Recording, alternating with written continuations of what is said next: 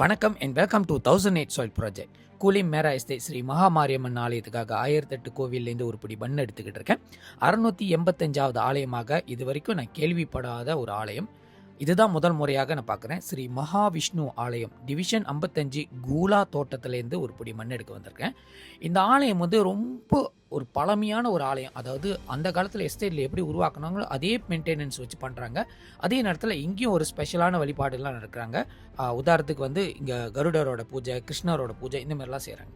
So இந்த ஆலயத்தோட ஸ்தல விருட்சம் மரம் வந்து முன்னுக்கு வந்து ஒரு பிள்ளையார் இருக்கார். அவர்கிட்டேருந்து எடுக்கிறதுக்கு ஒரு வாய்ப்பு கிடச்சி. நான் வரும்போது ஆலயத்தோட தலைவர் இருந்திருந்தார். நிறைய விஷயத்தை விசாரிச்சுக்கிட்டு இருந்தார். ஸோ நம்ம வந்து ஒரு படி மண்ணை கேட்டுட்டு வரும்போது அதுக்கு அனுமதி கொடுத்துருந்தார். இந்த வேலையில் டெம்பிள் மேனேஜ்மெண்ட்டுக்கு நான் நன்றி தெரிவிச்சுக்கிறேன்.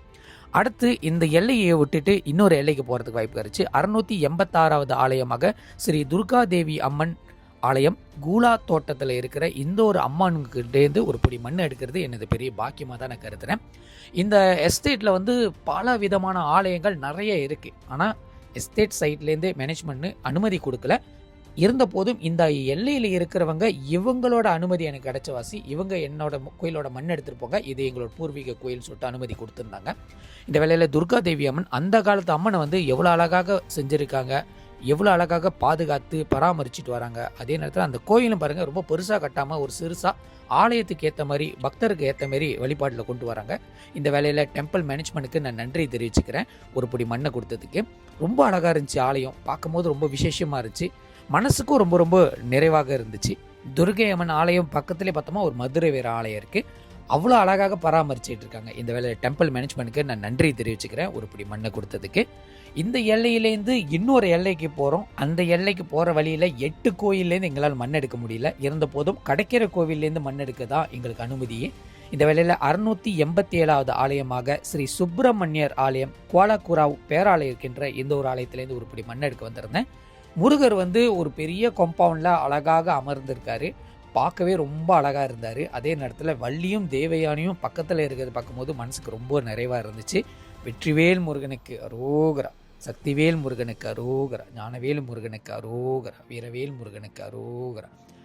முருகர்கிட்ட அனுமதி கேட்ட பிறகு கோவில் நிர்வாகத்துக்கிட்ட அனுமதி கேட்டுருந்தேன். தாராளமாக எடுத்துக்குன்னு சொல்லிட்டு அவங்களோட கோவில் முன்பு இருக்கிற ஒரு ஸ்தல வரிசை மரத்துலேருந்து ஒரு படி மண் எடுத்திருந்தேன்.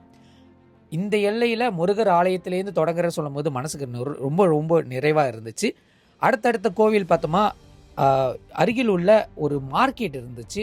மார்க்கெட்டுக்கு முன்னாடியே ஒரு ஆலயம் இருக்குது, ஸ்ரீ முன்னீஸ்வரர் ஆலயம். இந்த ஆலயத்துக்கு இன்னொரு பட்ட பேர் இருக்குது, நொண்டி முனியாண்டி ஆலயம் சொல்கிறாங்க. இது வரைக்கும் நொண்டி முனியாண்டி ஆலயம் சொன்னால் இதுதான் முதல் முறையாக நான் பார்த்து மண் எடுக்கிறது.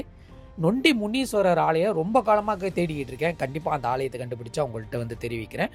இந்த 2 ஆலயத்துக்கு சம்மந்தப்பட்ட குல வழிபாடுகாரங்க நிறைய பேர் தேடிக்கிட்டு இருக்காங்க. இவர் உங்களோட குலசாமியாக இருந்தாங்கன்னா உங்கள் ஆலயம் இங்கே இருக்குது, இங்கே வந்து நீங்கள் வணங்கி உங்களை பூஜைகளை செய்யலாம். இந்த ஆலயத்துக்கு பின்னாடி வந்து 2 ஸ்தல விருட்ச மரம் இருக்குது. ஒன்று நாகம்மனோட, ஒன்று ஐயனோட. நான் வந்து ஐயனோட மரத்துலேருந்து ஒரு படி மண் எடுத்திருந்தேன். இந்த வேலையில் டெம்பிள் மேனேஜ்மெண்ட்டுக்கு நான் நன்றி தெரிவிச்சுக்கிறேன். கோலாக்குராவில் மெத்த ஆலயத்தை நம்ம வந்து விசிட் பண்ண போகிறோம். அதே நேரத்தில் எங்கே போய் முடிக்க போகிறோன்னு கண்டிப்பாக இந்த பதிவுகளை தொடர்ச்சியாக பாருங்கள். வீடியோஸை ஷேர் பண்ணுறவங்க நன்றி தெரிவிச்சுன்னா அதே நேரத்தில் ஃபாலோ பண்ண மறந்துடாதீங்க. உங்கள் ஃபாலோ மிக மிக அவசியம் எனக்கு. நன்றி, வணக்கம், see you soon.